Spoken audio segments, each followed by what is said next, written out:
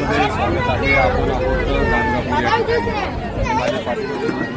ठिकाणी आहे. गाणगापूर परिसरातील बाजारपेठ आणि गाणगापुरामधनं असणारं दत्त महाराजांचं जे देवस्थान आहे, हे देवस्थान तुम्हाला मी आज माय मराठी न्यूज चॅनलच्या माध्यमातून